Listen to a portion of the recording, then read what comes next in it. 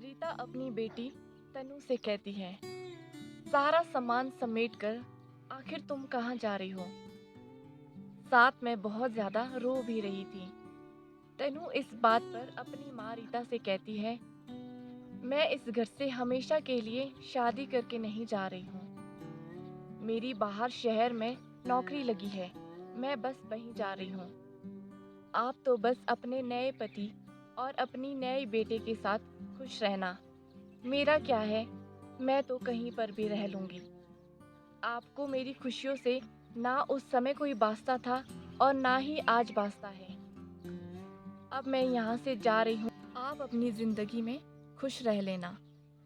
आपको तो मैं उस समय भी बोझ लगती थी और आज भी बोझ ही हूँ आपके लिए। इससे अच्छा मैं अकेले ही रहूँगी और आपसे दूर रहूँगी।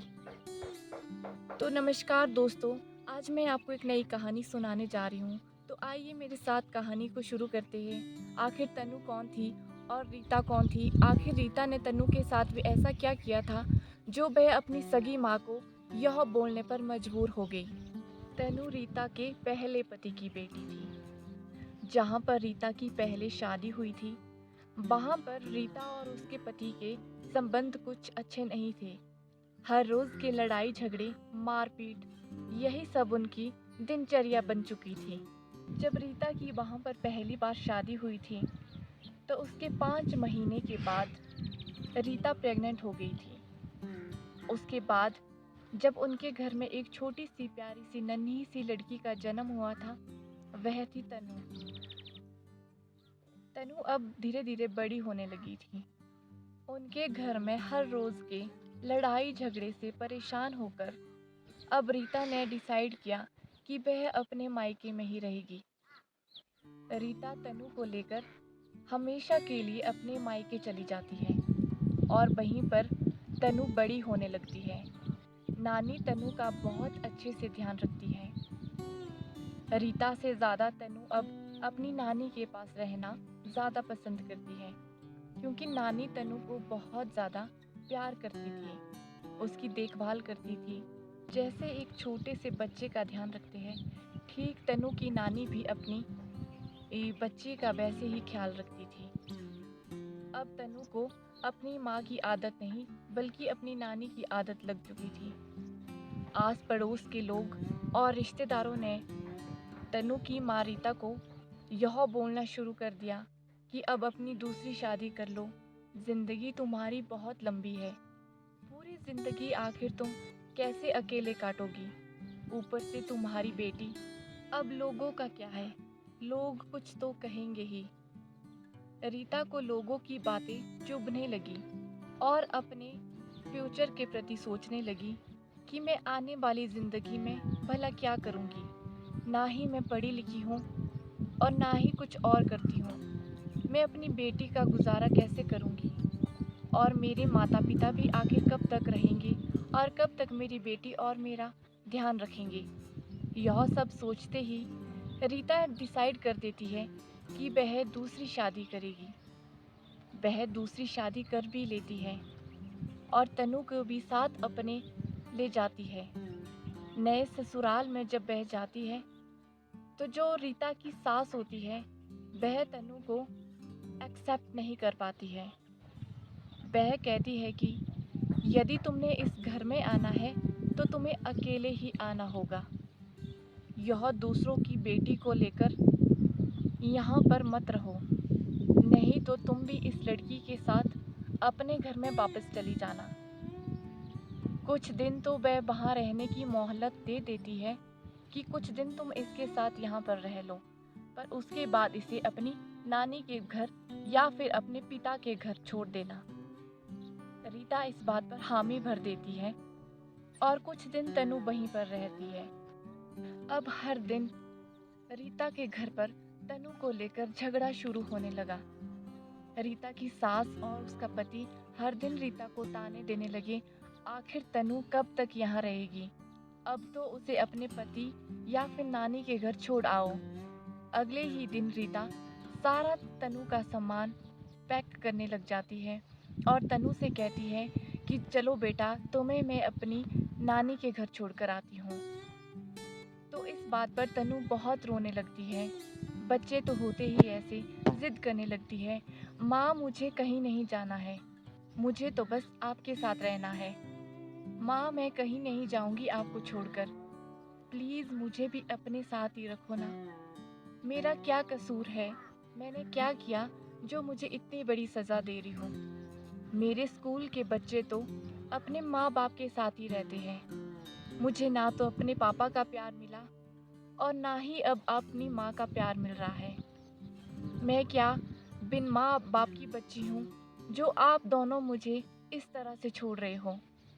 तनु बहुत ज़्यादा रोने लगती है और अपनी माँ से लिपटी रहती है। यह सोचकर कि माँ मुझे अब तो अपने पास रख ही लेगी। पर रीता भी क्या करे?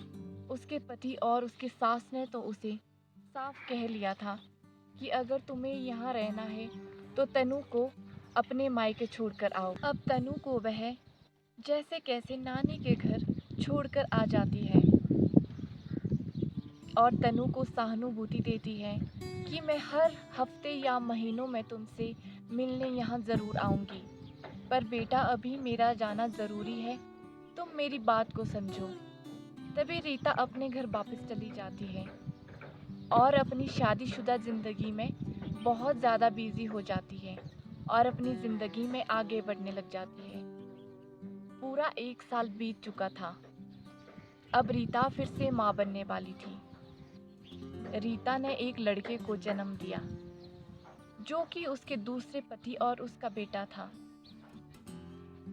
तनु से तो वह फ़ोन पर बात करती थी, पर जैसे ही उसका अब अपना बच्चा हुआ, वैसे ही वह तनु से बहुत कम बात करने लगी थी और उसे मिलने का टाइम भी बहुत कम लगने लगा था। उसकी सास और उसके पति को उसका तनु से मिलना-जुलना अच्छा नहीं लगता था। रीता की सास अब रीता से कहने लगी कि सूरज और तुम्हारा अब एक बेटा हो चुका है। अब तुम इस पर ध्यान दो, ना कि तनु पर। तुम्हारी माँ तो तनु का ख्याल रख ही लेगी। उस तरह से समय बीतता गया और रीता ने तनु से बात करना बिल्कुल बंद कर दिया, क्योंकि वह अब अपने घर गृहस्थी में और अपने बेटे और पति में ही सारा ध्यान देने लगी थी। उसको तनु की अब कोई फिक्र नहीं थी कि तनु वहाँ किस हाल में होगी और कैसी होगी। वह यह जानना भी नहीं चाहती थी। पर माँ का दिल है, मन में तो बहुत कुछ सोचती थी, पर यह सोचकर चुप रह जाती थी कि मेरा घर कहीं इसकी वजह से खराब ना हो जाए। तभी इस तरह से बहुत समय बीतता जा रहा था। अब तनु बड़ी हो गई थी और जो रीता का अभी का बेटा था, वह भी बड़ा हो चुका था। एक दिन अचानक मार्केट में रीता को तनु मिलती है। तनु अब बहुत बड़ी और बहुत सुंदर और बहुत ही ज़्यादा संस्कारी लड़की हो चुकी थी। वह रीता को पहचानते ही गुस्से से देखती है और कहती है, माँ आप हो। फिर रीता अपनी बेटी तनु को गले लगाकर बहुत ज़्यादा रोती है और कहती है, तनु बेटा तुम तो बहुत बड़ी हो चुकी हो और इतनी सुंदर भी हो चुकी हो। तो तनु इस बात पर कहती है, इससे आपको क्या, मेरी नानी ने ही मुझे बचपन से लेकर अब तक पाल पोस कर इतना बड़ा किया है। आपने तो मुझे छोड़ दिया था। अब आपको मुझसे क्या लेना देना है? आप अपने रास्ते जाइए और मैं अपने। पर रीता कहती है, बेटा थोड़ी देर मुझसे बात तो कर लो। आखिर मैं जान जाऊं कि तुम कैसी हो और तुम आजकल क्या कर रही हो। तो तनु कहती है, मैं पढ़ाई कर रही हूँ और मेरी नौकरी शहर में लग गई है। मैं अध्यापिका बन चुकी हूँ। तो इस बात पर रीता बहुत ज़्यादा खुश हो जाती है कि मेरी बेटी ने इतना बड़ा काम कर लिया है, इतनी ज़्यादा पढ़ लिखी हो तुम। तभी रीता कहती है कि बेटा मुझसे थोड़ी देर और बात कर लो। तनु इस बात पर कहती है कि नहीं, मुझे आपसे कोई बात नहीं करनी है। जब मैं छोटी सी थी, मुझे माँ की ज़रूरत थी, तब तो आपने मुझे प्यार नहीं दिया। मैं भी चाहती थी जैसे मेरे दोस्त के माँ बाप हैं, जैसे उनसे प्यार करते हैं, मुझे भी कोई उतना ही प्यार करे। पर आपने तो मुझे प्यार ही नहीं दिया। मैं भी अपनी माँ की गोद में सोना चाहती थी, माँ से लोरी सुनना चाहती थी, माँ के साथ घूमना चाहती थी, माँ की उंगली थामकर चलना चाहती थी, अपनी माँ के साथ हर सुख दुख शेयर करना चाहती थी। पर मुझे तो वह सब मौका ही नहीं मिला। मुझे अपने मन की बात अपने आप से ही करनी पड़ती थी, क्योंकि मेरी बात सुनने वाला कोई भी नहीं था। नानी आखिर बूढ़ी हो चुकी थी। मेरे लिए नानी ने इतना कुछ किया है, अब आगे उनसे क्या ही उम्मीद रखूं। जहाँ एक माँ का दर्जा होता है, वह दर्जा कोई भी पूरा नहीं कर सकता है। माँ की कमी सिर्फ माँ ही पूरी कर सकती है, बाकी कोई भी नहीं। यह सब सुनकर रीता की आंखों से आंसू बहने लगे। वह बहुत रोने लगी और कहने लगी, बेटा मुझे माफ कर दो। लोगों की बातें सुनकर मैंने तुमसे तुम्हारा बचपन छीन लिया और तुम्हें ना माँ का प्यार दिया, ना ही पिता का। जहाँ तो मुझे अपने घर में ही रहकर तुम्हें दोनों का प्यार देना चाहिए था, वहाँ पर मैंने गलती करके दूसरी शादी कर ली और तुमसे तुम्हारा सारा बचपन छीन लिया। मुझे अपनी गलती का एहसास हो चुका है। मैंने तुम्हारे साथ बहुत गलत किया, मुझे माफ कर दो। पर तनु का बचपन से लेकर का दर्द भी तो बहुत गहरा था। आखिर छोटी सी माफी से क्या ही हो जाता। क्या तनु का बचपन से लेकर अभी तक का गुस्सा ऐसे 2 मिनट में शांत हो जाता? वह भी तो एक हिसाब से सही थी। उसका पूरा बचपन छिन भिन हो चुका था। उसके एक माँ बाप की गलती से उसका पूरा बचपन खराब हो गया था। तभी दोनों अपने अपने घर जाती है। अब रीता तनु से कहती है, बेटा शहर जाने से कुछ दिन पहले तुम कुछ टाइम के लिए मेरे साथ रह लो, चाहे 1 हफ्ता ही रह लो, पर प्लीज़ मेरे साथ चल पड़ो। तो इस बात पर तनु साफ मना कर देती है कि मुझे आपके साथ नहीं जाना। जैसे ही आपने मुझे उस समय छोड़ दिया था, वैसे ही मुझे अभी भी मेरे हाल पर छोड़ दो। पर रीता उसे जिद करती है, प्लीज़ बेटा कुछ दिनों के लिए तो तुम मेरे साथ रह लो। रीता के इतने कहने के बावजूद तनु कुछ दिन रहने के लिए मान जाती है और रीता के घर चल पड़ती है। यह सब देख करके उसके सास और उसके पति को बिल्कुल भी अच्छा नहीं लगता है। पर रीता उनसे कहती है, बस कुछ दिन की ही बात है, कुछ दिन ये हमारे साथ रहेगी, वैसे भी फिर तो इसे शहर में ही रहना है। इस पर वह हामी भर देते हैं और तनु को कुछ दिनों के लिए वहां पर रहने की इजाजत दे देते हैं। अब तनु को यह सब देखकर बिल्कुल अच्छा नहीं लग रहा था। रीता अपने बेटे और अपने पति को ही लाड प्यार करती थी। तनु को सामने ही सामने यह सब देखकर बहुत ईर्ष्या होने लगी थी। उसको अच्छा नहीं लग रहा था, मेरी माँ ऐसे उन्हें प्यार कर रही है।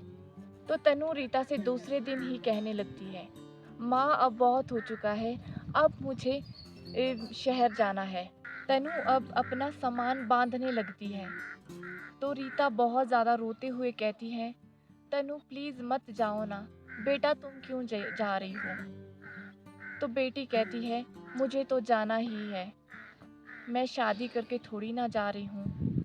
तनु अब शहर के लिए रवाना हो जाती है। समय बीतता गया। अब तनु के लिए ढेरों रिश्ते आने लगे। तनु अब शहर के बड़े कॉलेज की प्रोफेसर बन चुकी थी। अब वह शहर में ही रहती थी। उसके लिए हजारों लड़कों के रिश्ते आने शुरू हो चुके थे। पर जिस तरह से तनु का बचपन गुजरा, वह नहीं चाहती थी कि कल दिन उसके भी उसके पति के साथ अनबन हो जाए और अपने जो उसके आने वाले बच्चे हो, उनका फ्यूचर वह खराब नहीं करना चाहती थी। उसके सामने उसका पूरा बचपन याद आ रहा था, जैसे मानो उसका शादी से मन ही उठ चुका था। तनु अब सभी लड़कों के रिश्तों को रिजेक्ट करती थी, क्योंकि उसके शादी से मन उठ चुका था। एक दिन सुबह रीता के घर पर न्यूज़पेपर आता है। और मुख्य पेज पर एक खबर पढ़ने को मिलती है। उसमें लिखा था कि रीता की बेटी तनु अब बड़े कॉलेज में प्रोफेसर बन चुकी थी। यह सब देखकर रीता की आंखों से आंसू बहने लगे और उसे अपनी गलती का बहुत पछतावा होता है कि अपनी बेटी को तो मैंने एक शिक्षा भी नहीं दी थी और वह इतनी बड़ी पोस्ट पर पहुंच चुकी है। रीता अब फूट फूट कर रोने लगी थी कि उसने अपनी बेटी का बचपन छीन लिया और तनु की शादी ना करने का कारण वह अब खुद को समझने लगी थी कि मैं ही इसका जिम्मेदार हूँ कि तनु का अब शादी से मन उठ चुका था। रीता को लगा था कि मैंने उसका बचपन तो छीना ही है, साथ में उसकी जो आने वाली उम्मीदें थी उनको भी छीन लिया था।